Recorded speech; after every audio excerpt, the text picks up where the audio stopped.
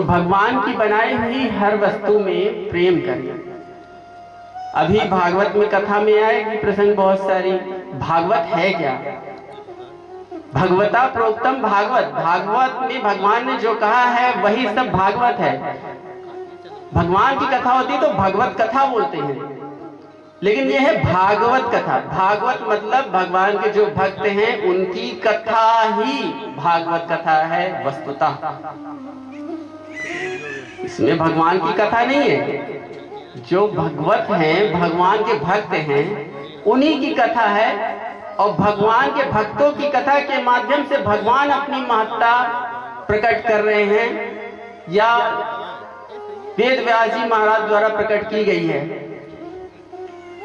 और पहले ही प्रसंग से आखिरी प्रसंग तक कथा केवल होती है भक्तों की, इसलिए पहली कथा भी भक्त की ही की है। अब इस सप्ताह 7 दिन की कथा है। सप्ताह दिवस पर्यंत हम लोग भागवत चर्चा करते हुए अंतःकरण में विराजित प्रभु को प्रकाशित करेंगे। अब प्रकाशित करने का तात्पर्य क्या है? श्रीमद् भागवत क्या है? अध्यात्म का दीपक है श्रीमद् भागवत। दीपक जलाने की देरी। ये मोह की रात्रि है। ये दिन हो रहा है भले ही, लेकिन वास्तव में ये जगत में मोह का अंधकार छाया हुआ है। और इतनी है पराकाष्ठा मोह की कि वो काटी नहीं जा सकती। जीव जंतु भी हमसे श्रेष्ठ हैं, क्योंकि उनकी तो भोग योनि है। भाई कर्म योनि होती है, भोग योनि होती है। मनुष्य की कर्म योनि है, भोग योनि है। ये जीव जंतु हमसे ज्यादा अच्छे हैं एक हिसाब से। ऐसे प्रत्यांतर बात हो गई, मनुष्य योनि तो सर्वश्रेष्ठ कही गई है। लेकिन आचरण से बताऊं, क्योंकि उनकी वासना नहीं है चीजों में। जीव तो अपनी भोग योनि भोग रहे हैं, मनुष्य तो कर्म भी करेगा और भोगेगा भी। तो कर्म करके हम यहाँ पर अर्निंग कर रहे हैं, कमाई कर रहे हैं, और जो पहले किया है वो हम भोग रहे हैं। जीव जंतु भी हमसे अच्छे हैं। सत्संग की जरूरत देखो जीव जंतुओं को नहीं होती। जीव जंतु, जो कुत्ता है वो कुत्ता ही रहेगा, गाय है गाय है, बैल है बैल, सब अपनी, शेर शेर है। भाई गाय अगर 50 दिन की भूखी हो, उसे मांस डाल तो नहीं खाएगी। शेर अगर 100 दिन का भूखा, उसे घास डाल तो नहीं खाएगी, खाएगा सॉरी। तो ये अपना आचरण नहीं बदलते, ये जैसे पैदा हुए वैसे ही है। मनुष्य, हम मनुष्य को देखो, घास खा ले, पात खा ले, मीट खा लो, मछली खिला दो, ज्यादा समझाओ तो दिमाग खा ले।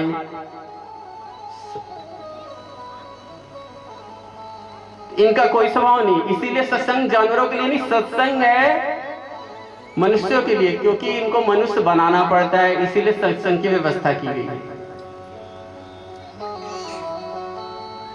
कि सत्संग से कुछ तो जाएगा दिमाग में। और 7 दिन इसलिए किया गया है व्यवस्था। कथा तो 7 दिन की है। परीक्षित को श्राप मिला, सुखदेव जी ने, महाराज ने 7 दिन में कथा सुनाई। लेकिन 7 का इसमें अवधि में पाबंद होकर वो बैठता है, और कान में जबरदस्ती जाती हो, भले ही भगवान की, भगवान का भजन नाम ये तो कान में जाता ही है। कोई भले ही ना बोले, कोई भले ही नहीं ताली बजाए कि अरे मैं कैसे ताली बजाऊं, मैं इतना बड़ा आदमी हूं, लेकिन कान में तो जाएगा। और अग्नि तो अपना काम करती ही है। जैसे भगवान का नाम तो पवित्र करता ही है, वो जबरदस्ती सुनो, प्रेम से सुनो। अग्नि में आप स्वाहा बोलकर आहुति डालो या वैसे डाल दो, जला के भस्म करेगी ही। अग्नि अपना काम करेगी। ऐसे भगवान का नाम है, वो पवित्र करने का ही काम करती है, भगवान का नहीं है। 7 ही दिन अगर जबरदस्ती सुन ले तो भी मुक्ति है, लेकिन सुने। हम लोग भागवत की कथा करवाते हैं और व्यवस्था लगे रहते हैं लोगों को खुश करने में। हम लोग पूजा करवाते हैं, भजन करवाते हैं, पंडितों को पैसा दे देते हैं, कह देते हैं कि भाई अब तुम्हारा काम है, तुम करो। तो भगवान का काम कौन कर रहा है? भगवान के भजन में आप शामिल होइए। रामायण करवाते हैं हम, पंडित को पैसा दे देते हैं, महाराज कितना लोगे? अच्छा इतना लोगे, कुछ कम करो। अच्छा चलो ठीक है भैया, सारी जिम्मेदारी आप ही। साधु महात्माओं के संगत में सुना हूँ, सीखा हूँ, वही बता रहा हूँ। आप भागवत करवा रहे हैं, छोटा कुछ रामचरितमानस एक दिवसीय करवा रहे हैं, आपके पास समय नहीं है। 24 घंटे का आपने रामचरितमानस का पाठ कराया, आप 4 घंटे बैठे क्या उस भजन में? और ऐसी महिमा कर रखी है हमारे सनातन धर्म में कि आप पढ़े लिखे नहीं हैं तो भजन गा सकते हो, ताली बजा सकते हो। कोई कह रहा है हमें रामचरितमानस तो पढ़ने ही नहीं है, तुम पढ़े नहीं है तो क्या पढ़ेंगे वहां बैठकर? अरे आप सुनो वहां बैठकर, ताली बजाओ, कुछ तो करो। आपने दे दिया, पंडितों को कमरे में बंद कर दिया। पंडित भी कोई ज्ञान ज्यादा नहीं देते कि ज्ञान दे। अभी जैसे मैंने बताया, ज्यादा ज्ञान दे तो दिमाग ही खा जाए। तर्क कौन करे? और तर्क की कोई जगह नहीं है, तर्क को अप्रतिष्ठा, तर्क की कोई प्रतिष्ठा नहीं है। और हम लोग तर्क करके कहते हैं कि हमसे कोई तर्क तो करे। तर्क में सबको हरा देता हूं मैं। अरे तर्क से गधे को घोड़ा साबित किया। तर्क, एक लड़का आया, मिला कुछ नहीं, मिलता कुछ नहीं तर्क करने वालों को, लेकिन उनका क्या है कि दिमाग संतुष्ट नहीं होता है जब तक किसी को हरा ना देता। यथा महान्ति भूता एतावदेव जिज्ञासन तत्व जिज्ञासुना आत्मना अन्वयतिरेकाभ्याम यत् स्यात् सर्वत्र सर्वदा। 4 श्लोकों में ये भागवत भगवान ने ब्रह्मा जी को सुनाई, क्योंकि एक थे केवल ब्रह्मा जी और दूसरे थे भगवान नारायण। ना सृष्टि थी तब और ना उन दोनों के सिवाय और कोई था। तो 4 श्लोकों में उन्होंने 2 टूक बात कही कि भैया मेरे सिवाय किसी को कहीं भी मत समझना। आज के लिए भी बता रहा हूं और भविष्य के लिए भी बता रहा हूं कि जो है सब कुछ मैं ही हूं, जो नहीं है वो भी मैं ही हूं, और कभी मैं समझ में आ नहीं सकता, इसलिए समझने की कोशिश मत करना। तो ये जो मूल भावना है चतुश्लोकी की, वो मैंने भगवान नारायण ने ब्रह्मा जी को बताई। और उसी चतुश्लोकी भागवत की विस्तार देकर एक छोटे वृक्ष की जैसे आप बो दीजिए तो वो वटवृक्ष हो जाता है। छोटा सा फल वही है, आप कितने सारे फल उससे पैदा किए जा सकते हैं, कोई गिनती नहीं होती। ये चतुश्लोकी भागवत की स्थापना या प्रतिपादन जब भगवान ने किया तो उसी चतुश्लोकी भागवत की व्याख्या उन्हीं के अंशावतार पराशर पुत्र द्वैपायन वेद व्यास जी ने की और 18,000 श्लोकों में उसकी विस्तार से व्याख्या की है। और इसी को हम लोग श्रीमद् भागवत महापुराण बोलते हैं।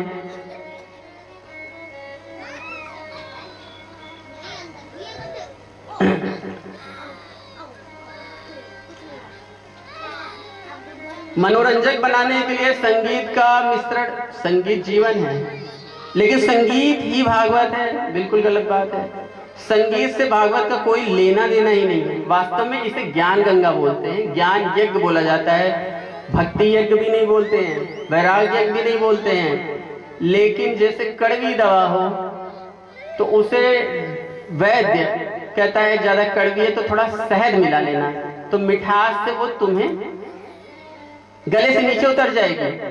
तो कड़वी दवा को कोई रोगी हो वो खा सके इसलिए शहद थोड़ी सी डालता है, वैद्य सलाह देता है, डालता नहीं, सलाह की इसको डालकर खा लेना, नहीं उतर रही। ऐसे श्रीमद् भागवत ज्ञान ग्रंथ है, ज्ञान गंगा है, और कड़वी तो नहीं कही जा सकती, थोड़ी सी रोचक नहीं है। इसीलिए इसमें संगीत का समायोजन किया जाता है कि बहुत ज्यादा ज्ञान देते देते ओवरडोज ना हो जाए, बदहजमी ना हो जाए, समझ ही ना आए। पता चला सर दर्द की गोली लेके सो रहा है, अगले दिन कहे मेरे तो ऊपर से निकल गया। एक आदमी कहीं कथा हो रही थी, सुनकर आया, जाकर दूसरे को बता रहा, वहां महाराज आए, बहुत अच्छी कथा होती है, बहुत अच्छा बोलते हैं। दूसरे ने बोला तो क्या कह रहे थे? कहा बड़ी अच्छी कथा बोलते हैं। अरे तू क्या कुछ एक दो बताओ कुछ जो अच्छा लगा। अरे अच्छा बोलते हैं लेकिन मेरे समझ में नहीं आता। तो इसीलिए संगीत मिलाया जाता है कि ओवरडोज ना हो जाए कहीं। ये ज्ञान गंगा है और हम लोग ज्ञान लेना कहाँ चाहते हैं, ज्ञान देना चाहते हैं। एक सबसे ज्यादा चीज है जिसकी संसार में सबसे ज्यादा देने वाले लोग हैं, सबसे कम लेने वाले लोग हैं, वो है ज्ञान। देना हर कोई चाहता है, लेना कोई नहीं चाहता।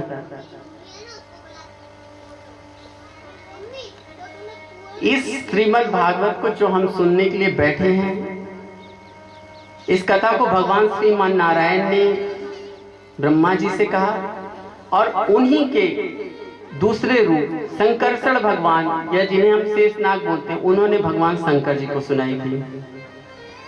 शंकर जी ने यही कथा, जिसे अमर कथा भी बोलते हैं, पार्वती जी को सुनाई थी। और इसी का अनुसंधान करके पूरा सातों लोग चल रहे हैं, ये पूरा भुवन कोश चल रहा है। ये एक ही ब्रह्मांड नहीं है, ब्रह्मांड तो इतने ही, उनकी संख्या नहीं की जा सकती।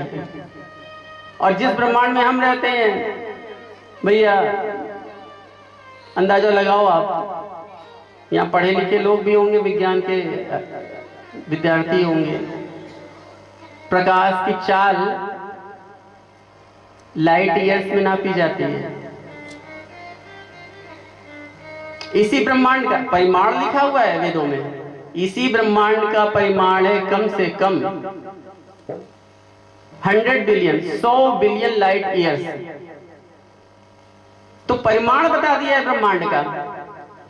अब यही नहीं कहा कि इतना ही है, कहा इतने ही और इससे ज्यादा बड़े बड़े ब्रह्मांड हैं। अब इसी ब्रह्मांड में खरबों की संख्या में, खरबों तो कम बोला जा रहा है क्योंकि इसकी गणना कहीं लिखी नहीं है, अनुमानता बताया गया। इससे ज्यादा गैलेक्सीज हैं, आकाशगंगा बोलते हैं। सारी आकाश गंगाओं में कितने सारे सौर मंडल, हमारा सौर मंडल है 9 ग्रह हैं। 1609 में गैलीलियो ने खोजा, शायद टेलीस्कोप की खोज की 1609 में, और 1500 में रामचरितमानस, कुछ ऐसे ही संभवतः मानता स्पष्ट नहीं है। और ऐसी रामचरितमानस लिखी है तुलसीदास जी ने। अरे ये तो ज्यादा दिन की बात नहीं, तब भी नवग्रह की पूजा की बात बताई गई है। हम लोग कहते हैं हमारा ढोंग है, धर्म, ये करो वो करो। अरे भैया, ऋषि मुनियों ने ये जो लिख कर दिया है, इसको हम पढ़ते भी नहीं हैं और जानना भी नहीं चाहते। कहते महाराज जल्दी जल्दी करो, खत्म करो। तो इतने सारे ब्रह्मांड, उस ब्रह्मांड में इतने सारे आपके आकाशगंगा, उस आकाशगंगा में इतने सारे ग्रह। एक ही सौरमंडल है क्या आकाशगंगा में? अरबों में है। और उस आकाशगंगा में इतने सारे सौरमंडल, उनमें आपका एक पृथ्वी में एक देश है, 7 द्वीप हैं, 7 द्वीप में एक द्वीप है आपका, उसमें आपका एक देश है, इस देश में आपका एक राज्य है, राज्य में आपका एक शहर है, शहर में आपका एक गांव है, गांव में आपका एक घर है। और फिर कहते हैं बस अहम ब्रह्मास्मि। तो अब हम कुछ भी नहीं है वास्तव में, और ब्रह्मांड की इतनी संख्या है और सब परिक्रमा कर रहे हैं श्रीमन भगवान नारायण की, उनका स्वरूप जाना नहीं जा सकता।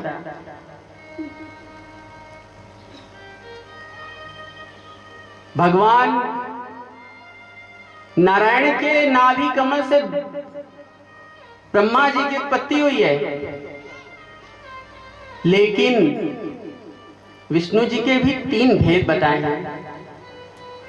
क्षीरोत्साही विष्णु अलग है, गर्भोत्साही अलग है, और हम जिन विष्णु को सुला देते हैं 4 महीना, वो अलग है। क्योंकि अगर 100 ब्रह्मा खत्म होते हैं तब जाकर भगवान विष्णु की तो केवल पलक झपकती है, निमेष बोलते हैं। पलक झपकने में जितनी अवधि लगती है उसे कहते हैं एक निमेष। एक निमेष में 100 ब्रह्मा खत्म हो जाते हैं। सबका काल है अपना। हमारी पृथ्वी चक्कर लगा रही है 365 दिन में सूर्य के, सब ग्रह लगा रहे हैं, और सबके यहाँ पर वर्ष अलग अलग है सबका। सूर्य की परिक्रमा जितने दिन में लगा लेते हैं उसे बोलते हैं एक वर्ष, शनि का अलग है, शनि ग्रह भी परिक्रमा, सारे ग्रह परिक्रमा लगा रहे हैं, लेकिन सबकी अवधि अलग है। ये सूर्य भी स्थिर नहीं है, सब ग्रहों को साथ लेकर आकाश गंगा में नीति नेमी केंद्र बिंदु का परिक्रमा लगा रहा है। आकाश गंगा भी परिक्रमा लगा रही है ब्रह्मांड में। मेरु पर्वत, मेरु सत्यलोक की, ध्रुवलोक की परिक्रमा लगा रही। ये सारे ब्रह्मांड भी परिक्रमा लगा रहे हैं श्रीमन भगवान नारायण की। तो इतना व्यापक है, इसको समझना बहुत मुश्किल है। ज्यादा क्या समझें, हमें तो ये कि 2 टाइम का खाना मिल जाए, अच्छे से घर मिल जाए, शादी ब्याह बच्चे बाल, यही। और ज्यादा जान के करेंगे क्या भगवान के बारे में। तो भगवान को समझना तो वैसे ही बहुत मुश्किल है, लेकिन हम लोग समझना चाहते हैं। भगवान समझ में नहीं आएगा, और भगवान जो समझाना चाह रहे वो हम समझना नहीं चाहते। भगवान कहते हैं मैं सब में हूं, सब मुझ में है, मैं सब में हूं और सब मुझ में है। तो क्या चींटी में भगवान नहीं है, हाथी में नहीं है, कुत्ते में, सुअर, इन जितने जीव हैं, इंसानों में, भगवान सब में अलग अलग है। भगवान सब में है और सब भगवान में है। ऐसा समझिए जैसे कोई दूध में किशमिश डाल दे। उनकी शरण में हूँ, किनकी शरण में? जो सत्य चित्त घन आनंद, उनकी हम शरण में है। बोले क्यों शरण में क्यों है, इससे फायदा क्या है, क्यों ले भगवान की शरण? बोले तापत्रय विनाशाय। ताप, ताप मतलब टेम्परेचर, और टेम्परेचर तापत्रय, 3 तरह के ताप। एक ही ताप भगवान सूर्य दे रहे हैं, 3 तरह के ताप हो जाएं। ताप टेंशन भी बोलते हैं, टेंशन 10 सूर्य अगर तपने लगे क्या हालत हो जाए, और वो भी दिमाग के अंदर। तो ये टेंशन भी 3 तरह की है। ताप 3 तरह के, पहला आदि भौतिक, दैहिक, दैविक और भौतिक। भाई अब दैहिक ताप का मतलब ये नहीं कि बुखार हो गया, टेम्परेचर बढ़ गया। दैहिक तो वो तो है ही, बीमारी हो गई। लेकिन एक तो शारीरिक है दैहिक ताप, और एक है मानसिक। शारीरिक और मानसिक। शारीरिक तो हमें बीमार हो गए, और एक है मानसिक। मानसिक टेंशन बहुत है। जो ठीक है भाई मैं 100 साल का हो गया, आज तक एक इंजेक्शन नहीं लगी, कोई बीमारी नहीं है, तो पूछो भैया तब ठीक है सब, लेकिन टेंशन बहुत है यार, मानसिक परेशानी हो। क्या अरे बहू मनमानी करती है, जब से आई है कहती है जेल भेज दूंगी। ऐसे ही और भी आजकल ये ज्यादा चल रहा है, इसलिए तो ये टेंशन इस तरह का, बात बात पर टेंशन, टेंशन ही करते करते चल बसते हैं। तो ये टेंशन कैसे खत्म होगा? दूसरा है, पहला है भौतिक, दैहिक, दैविक। देवता नाराज हो जाते हैं छिन छिन में, इसको पूजा नहीं दिया, उसको भोग नहीं दिया, देवता नाराज है। आप करके दिखाओ अगला कोई काम, तो देवता बड़े जल्दी नाराज होते हैं। अभिमानी होते हैं देवता, अभिमान अहंकार तो देवताओं में भी है, वो तो बात बात पे नाराज होते हैं। सब देवताओं की बात की जा रही है यहाँ पर, एक भगवान नारायण को छोड़कर अहंकार के कारण सभी नाराज होते हैं। तो पूजा नहीं की गोकुल वासियों ने, तो इंद्र भगवान नाराज हो गए। तो ये दैविक है, देवताओं द्वारा जो हमें ताप दिया जाता है। नाराज हो गए, बाढ़ आ गई, सब डूब गया, नहीं तो सूखा ही पड़ गया, फसल खराब हो गई, इसे बोलते हैं दैविक ताप। और तीसरा ताप है भौतिक ताप। भौतिक ताप भी जीव जंतु आदि, सांप काट लिया, एक्सीडेंट हो गया,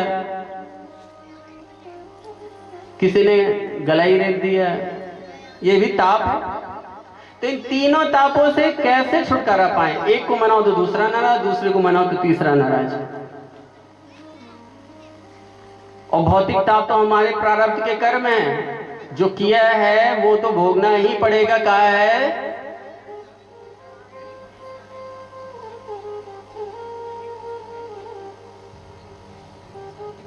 कि जो कर्म किया है वो प्रारब्ध बन के हमारे साथ सामने आएगा ही आएगा, कितना भी पीछा छुड़ाएं।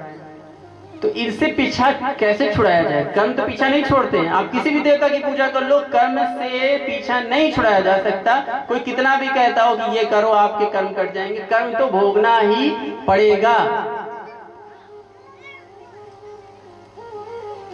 तो वो एक मुरारी भगवान श्री कृष्ण की शरणागत प्रपन्न होकर ही इन तीनों तापों से मुक्ति मिलती है। ये 18 पुराण में ऐसा नहीं कहीं विरोधाभास हो, ये कहीं और बात नहीं है। लोग कहते हैं हमारे धर्म में अलग अलग तरह की बातें हैं, ये केवल श्रीमद् भागवत पुराण में जो घोषणा हुई है कि तीनों ताप से मुक्ति कोई दिला सकता है तो भगवान श्री कृष्ण जी की शरण होने पर ही श्री कृष्णाय वयम नुमः। उन तीनों तापों का जो नाश कर दे उन भगवान श्री कृष्ण जी के चरणों में हम बारंबार प्रणाम करते हैं।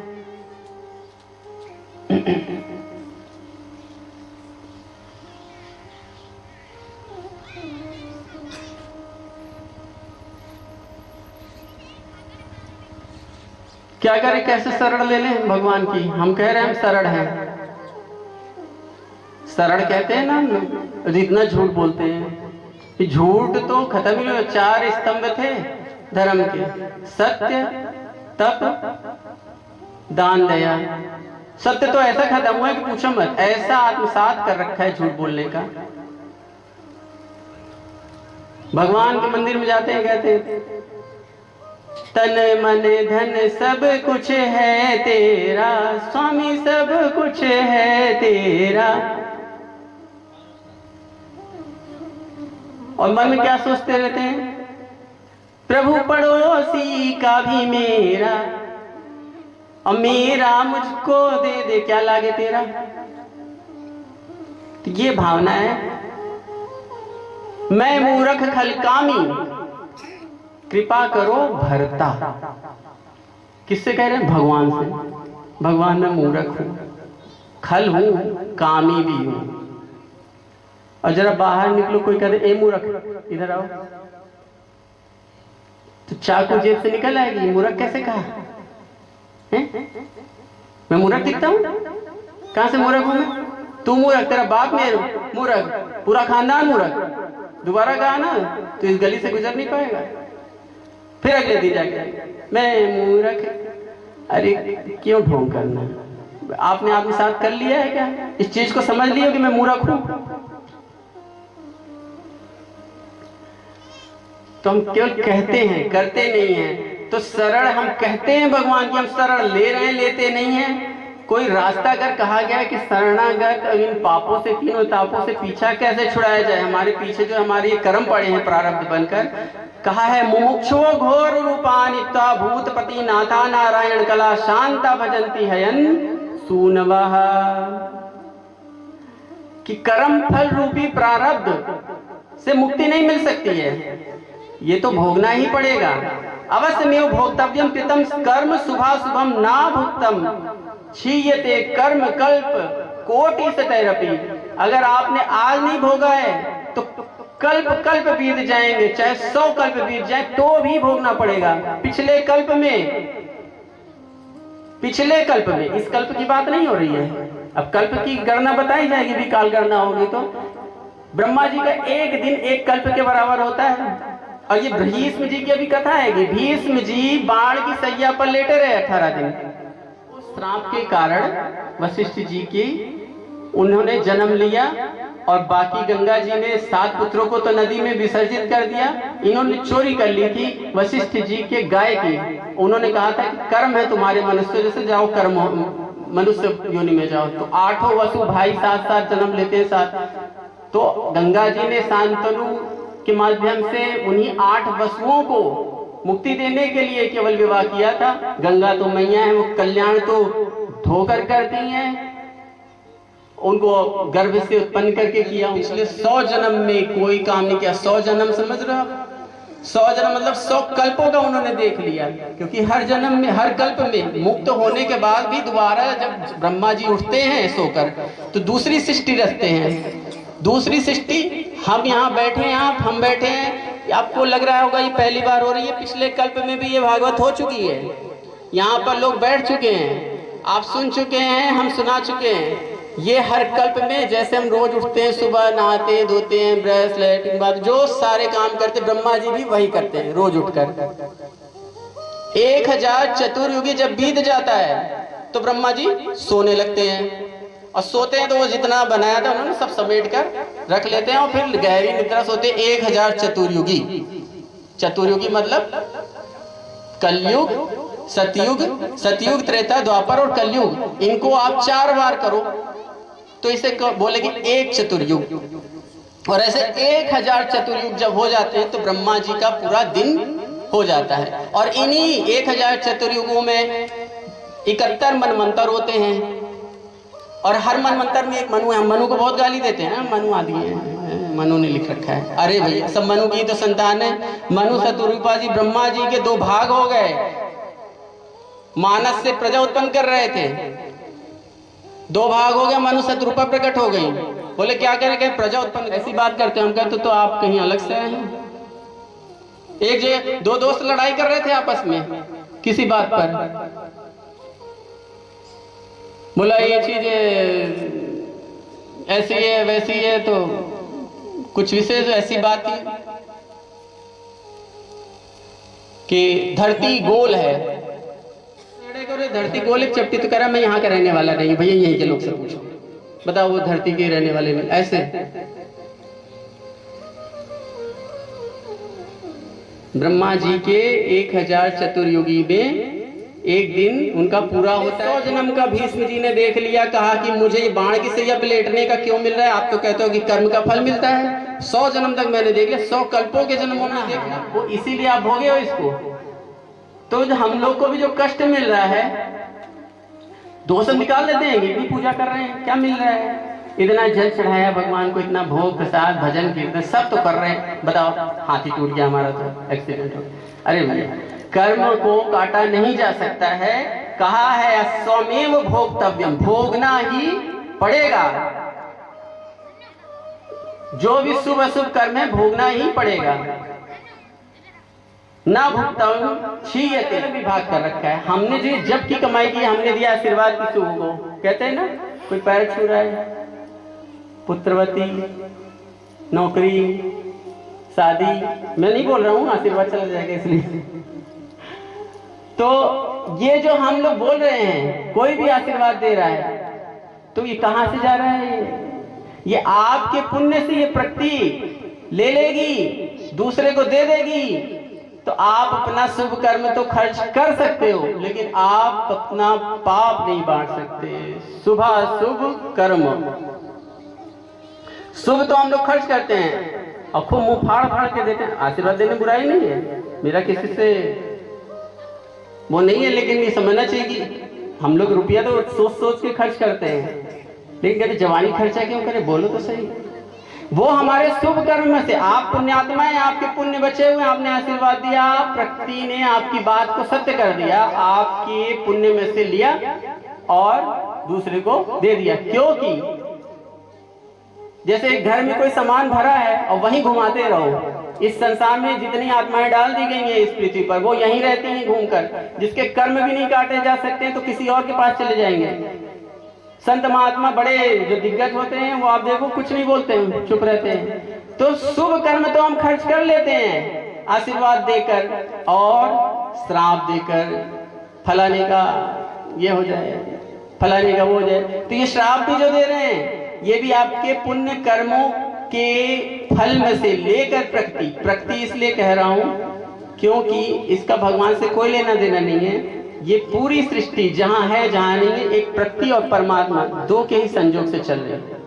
तो प्रकृति ही ये सारा काम करती है। वो प्रकृति आप काली, दुर्गा, भगवती, दसों महाविद्या जो भी कहते हैं, ये लेती है दूसरे को दे देती है। तो हमने श्राप दिया किसी को तो भी पुण्य अपना गया, किसी को आशीर्वाद दिया तो भी पुण्य अपना गया, लेकिन किसी को अपना पाप नहीं दे सकते, पाप नहीं दे सकते। आप मंच पे आपने देखा होगा बहुत बार सम्मानित करते हैं लोगों को बुलाकर कि महाराज इन्होंने ऐसा ऐसा काम किया, आपने हमारे क्षेत्र का विकास किया है, आपको हम कुछ देना चाहते हैं, जो भी धन दिया या मान प्रतिष्ठा। तो कई बार बड़े लोग होते हैं, बड़े दिल के, वो ऐसे कहते हैं अपना वो उठाकर पहना दिया, एक अपना ही जो चेक वगैरह होता है कहते नहीं नहीं फलाना राहत को उसने दे दिया, या वो दे देते हैं।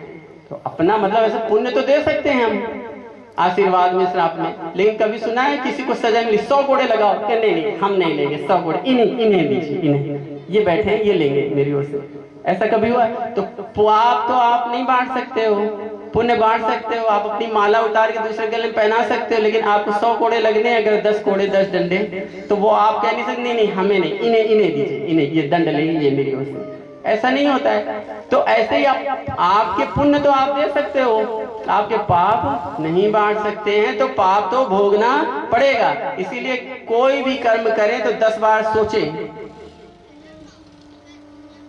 कर्म जो भी कर रहे हैं 10 बार सोचें तब करें, और सोचें कि कोई नहीं देख रहा है, लेकिन वो तो देख रहा है जिसको हम नहीं देख रहे हैं, उसका एक नाम है अलख निरंजन, जिसे लखा ही नहीं जा सके, वही देख रहा है और कोई नहीं देख रहा है। हम कमरा बंद करके सोचते हैं कोई नहीं देख रहा है, कुछ भी करो, ऐसा नहीं।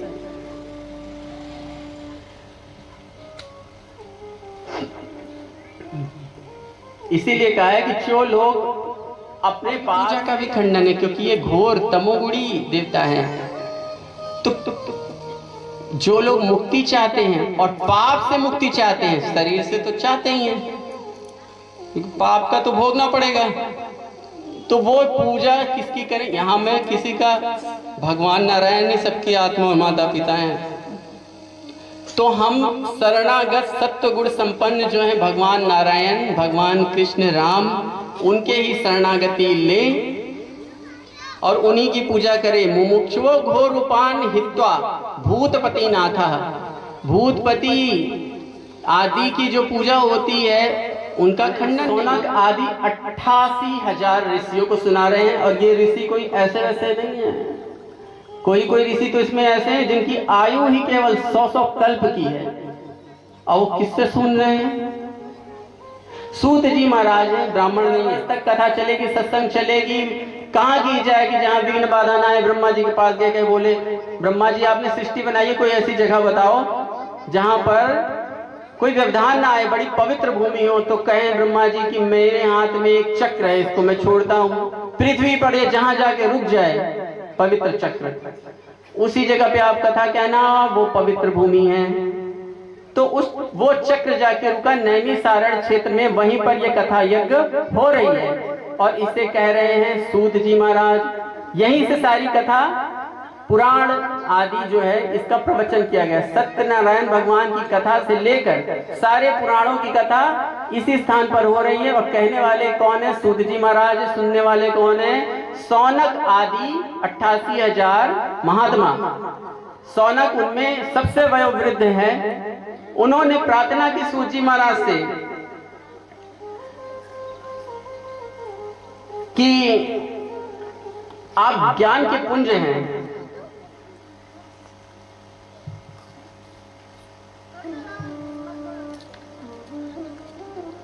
भले ही उम्र में हमसे छोटे हो, सूत जी महाराज उम्र में कम वय के हैं।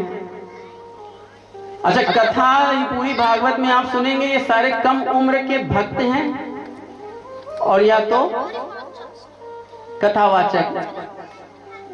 सुखदेव जी महाराज 16 वर्षीय हैं, वो भी कथा सुना रहे हैं। किनको? दिग्गज साधु महात्मा के सानिध्य में परीक्षित महाराज को। शौनक आदि ऋषियों ने पूछा सूत जी महाराज से कि अज्ञान दुहांत विद्वान सूर्य कोटि संप्रभा सूताख्यायी कथा सारम मम कर्ण रसायनम। हे सूत जी महाराज, आप ज्ञान में, हम लोग तो वयोवृद्ध हैं, लेकिन आप ज्ञान में हमसे वयोवृद्ध हैं, तो कोई ऐसी बात बताइए जिससे ये कली काल में हम लोगों को कुछ सूत्र मिल जाए और मजा सा आ जाए। क्योंकि कलयुग आने वाला, कलयुग के प्राणी जो हैं सब कुछ आसानी से और सरलता से चाहते हैं। कुछ सरल चीज बता दो।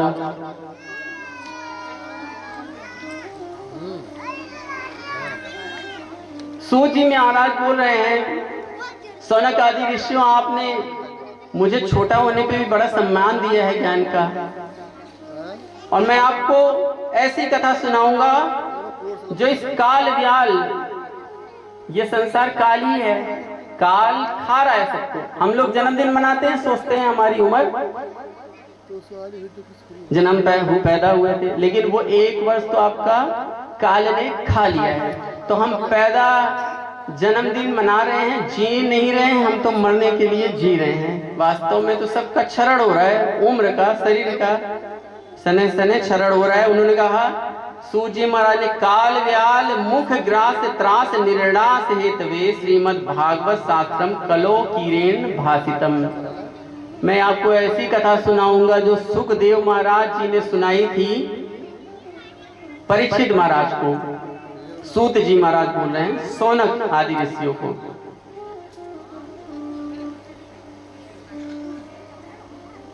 और काल व्याल संसार, ये काल व्याल है। संस्कृति संसारा, ये संसार क्या है?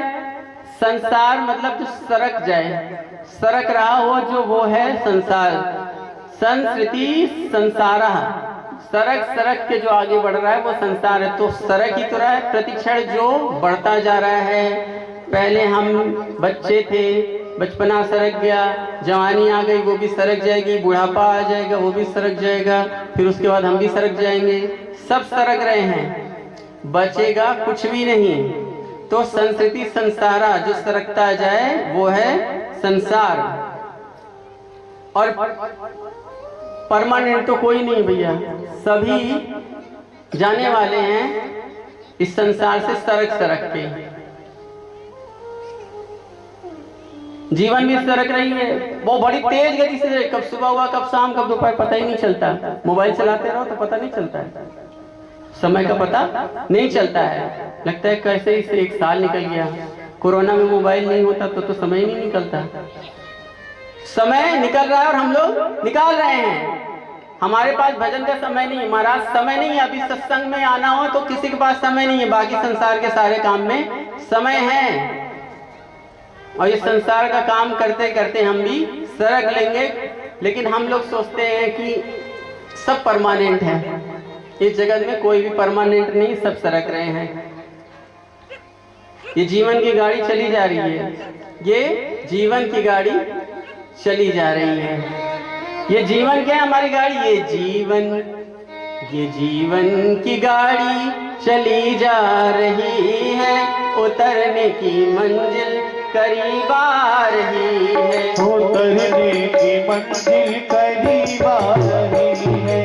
जीवन की गाड़ी चली जा रही है, जीवन की गाड़ी चली जा रही है, जीवन की गाड़ी चली जा रही है, उतरने की मंजिल करीब आ रही है, उतरने की मंजिल करीब आ रही है। और ये गाड़ी कौन सी है?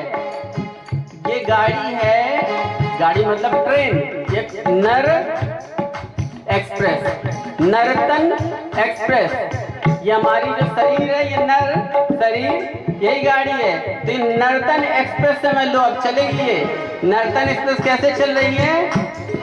नर्तन की ट्रेन में आयो रिजर्वेशन, नर्तन की ट्रेन में आयो रिजर्वेशन, नर्तन की ट्रेन में आयो रिजर्वेशन। और अहंकार सीट है, डिब्बा ही है मन, अहंकार सीट है, डब्बा ही है मन। ये जो गाड़ी है नर्तन एक्सप्रेस, इसमें हम लोग गाड़ी में बैठते हैं तो हम लोग रिजर्वेशन कराते हैं। और हमारा रिजर्वेशन इस शरीर में क्या है? इस गाड़ी में रिजर्वेशन है श्वासों की। हमें भगवान ने श्वास गिन के दी है, तो ये रिजर्वेशन है हमारा श्वासों का। और अहंकार डिब्बा में हम बैठे हैं, क्योंकि अगर शरीर को हम मान रहे हैं जब तक, तभी अहंकार है हमें शरीर का। और यही अहंकार हमारा सीट है, इसी में हम बैठा है आत्मा। और मन कौन है? जिस डिब्बे में हम बैठे हैं गाड़ी में, वो डब्बा है हमारा मन का डब्बा। नर्तन की ट्रेन में आयो रिजर्वेशन,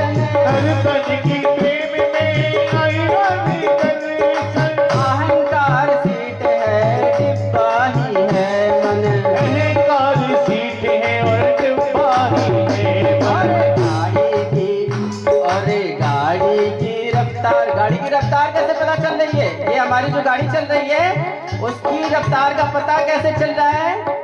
श्वासा ही रफ्तार बतला रही है, श्वासा ही रफ्तार बतला रही है, जीवन की गाड़ी चली जा रही है, जीवन की गाड़ी चली जा रही है।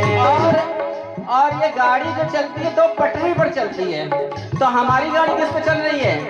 ये पटरी कौन सी है? ट्रेन तो दो पटरी पे चलती है और हमारी पटरी चल रही है दिन रात पटरी पर ये दौड़ती है, दिन रात पटरी पर ये दौड़ती है, मुसाफिर को उसकी जगह छोड़ती है, मुसाफिर को उसकी जगह छोड़ती है। दिन रात की पटरी पर ये नर्तन एक्सप्रेस भगी जा रही है, दिन आता है रात आता है, रात आता है दिन आता है, तो दिन रात पटरी पर, दिन रात पटरी पर चली जा रही है, दिन रात पटरी पर यह दौड़ती है, मुसाफिर को उसकी जगह छोड़ती है, मुसाफिर को उसकी जगह छोड़ती है। रास्ते के सब दृश्य दिखला रही है, रास्ते के सब दृश्य दिखला रही है, उतरने की मंजिल करीब आ रही है, जीवन की गाड़ी चली जा रही है, उतरने की मंजिल करीब आ रही है। अच्छा, तो कौन सा दृश्य देख रहे हैं हम लोग दिन रात की पटरी पर चलते हुए? दृश्य क्या देखा था? बचपन का स्टेशन, हमसे पहले देखा था बचपन का स्टेशन, इलाहाबाद में था जवानी का जंक्शन, इलाहाबाद में था जवानी का जंक्शन, सबसे पहले देखा था बचपन का स्टेशन, सबसे पहले देखा था बचपन का स्टेशन, इलाहाबाद में था जवानी का जंक्शन, इलाहाबाद में था जवानी का जंक्शन, बुढ़ापे से आगे, बुढ़ापे से आगे बढ़ी जा रही है, बुढ़ापे से आगे बढ़ी जा रही है, उतरने की मंजिल करीब आ रही है, जीवन की गाड़ी चली जा रही है, जीवन की गाड़ी चली जा रही है, उतरने की मंजिल करीब आ रही है। छूटेगा अपने परायों का मेला, छूटेगा अपने परायों का मेला, रोज ही पड़ेगा उतरना अकेला, गुरु भी पड़ेगा उतरना अकेला, तबीयत तबीयत बहुत यार घबरा रही है, की मंजिल करीब आ रही है, बन की गाड़ी जा रही है, उतरने की मंजिल करीब आ रही है, उतरने की मंजिल करीब आ रही है, उतरने की मंजिल करीब आ रही, उतरने की मंजिल करीब आ रही, उतरने की मंजिल करीब आ रही है। उतरने की मंजिल करीब आ रही है। और कलयुग में तो कब ये मंजिल कहाँ खत्म हो जाए। पहले तो 4 वय पूरे होंगे, बुढ़ापा आएगा तभी शरीर छूटता है अधिकांश। अब तो कलयुग है, बचपन में ही निकल लेते हैं। तो क्या करें, जीवन का सत्य है मृत्यु, तो मृत्यु बर्खास्त करे जीवन से विक्षोभ कर लेना चाहिए, नेह को छोड़ देना चाहिए। तुलसीदास बाबा कहे हैं, सुत बनितादि जानि स्वार्थ रत, ना करू नेह सबही ते, अंतहु तो ही तजेंगे पामर, तू न तजे अबही ते। मन पछताई है अवसर बीते, समय बीत जाएगा तो आप लाख पछताओ। इसलिए समय रहते ही कर लेना चाहिए। जो युवा हैं उसे शरण में लाएं, भगवान के आश्रित करें, यही सबसे बड़ा पुण्य है। मन पछताई है अवसर बीते, अवसर निकल जाएगा फिर पछताने से कुछ नहीं होगा। एक सेठ जी थे, वो बड़े धनाढ़ थे। उनके मित्र कहते थे तू दान वान नहीं करते, तुम कुछ दान वान तो किया करो, कुछ करो। अरे कर देंगे, अभी करेंगे। अरे अभी क्यों नहीं करते? अभी इसलिए नहीं करते कि जैसे अभी कर दे, मरते समय करेंगे। मरते समय करेंगे तो क्या फाइल इधर उधर नहीं होगी। मान लो अभी हम यहाँ दे दें, बाद में मरे 50 साल बाद तो फाइल इधर उधर हो जाए तो हम कब करोगे? मरते समय कर देंगे। मेरा जब आखिरी समय अवसर बीता, बूढ़े हो गए, और भगवान की ऐसी लीला, मुंह बंद हो गया, हाथ भी नहीं हिलते थे। मित्र आए, उन्होंने, सेठ जी ने धन इकट्ठा किया था दान के लिए, उसको एक दीवार के पीछे उन्होंने ईंट लगाकर चुनवा दिया, ये दान मैं मृत्यु से पहले दान करूंगा। और समय ही ऐसा है, ना हाथ हिलते थे ना मुंह हिलता था। मित्र आए, कहे, बोले मित्र तुम कुछ दिन के ही मेहमान हो, दान क्यों नहीं कर देते? अब तुम वो धन कहाँ है, हम दान करवा देते तुम्हारे हाथ से। वो इशारा करे हाथ से दीवार की ओर, वहां है, उधर से ले लो। अब बेटे जानते थे पिताजी ने यहाँ धन रखा हुआ है दान के लिए, बहुत दिन से रख रहे हैं। बेटे सोचे ये तो जा ही रहे हैं, इनके साथ साथ धन भी जाएगा। मित्र बोले ये उधर इशारा क्यों कर रहे हैं, क्या कहना चाह रहे हैं? बेटे बोले, वो कह रहे हैं ये घर में लग गया, दीवालों में लग गया, ये बनाने में लग गया, अब कहाँ है, कहाँ से दान करें? तो इसीलिए समय है, आप दान करिए, धर्म करिए, पुण्य करिए, जो करना है, क्योंकि समय दिन ब दिन, एक दिन खर्चा हुआ तो फिर समय बचे ही कितने हैं? आपके 100 दिन का है अगर उम्र किसी का मान ले तो एक दिन निकल गया, बचे 99। ऐसे समय बीत रहा है। धर्म से जोड़े अपने आप को। परीक्षित जी को जब पता चला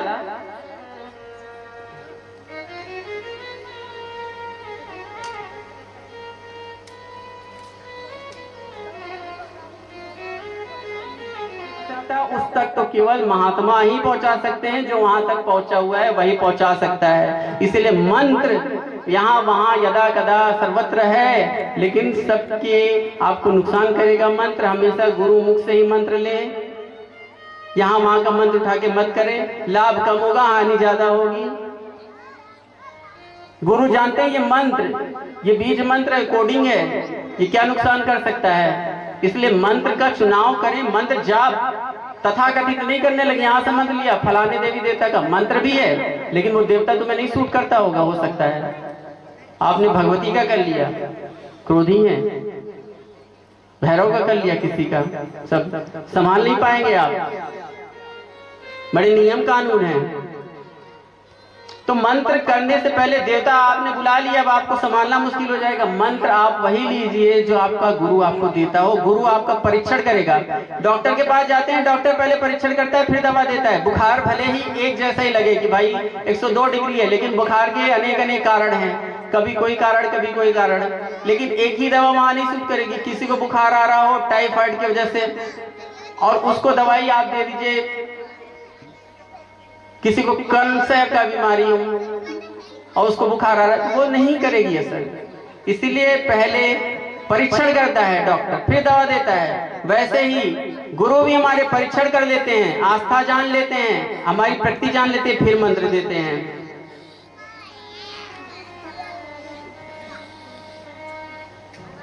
तो काल व्याल संसार हमको खींच कर ले जा रहा है, और इस संसार में कोई भी परमानेंट नहीं है, सभी भी जाने वाले हैं। इस चीज का ध्यान रखें। जगत में कोई ना परमानेंट, जगत में कोई न परमानेंट, जगत में कोई न परमानेंट, जगत में कोई न परमानेंट, जगत में कोई न परमानेंट।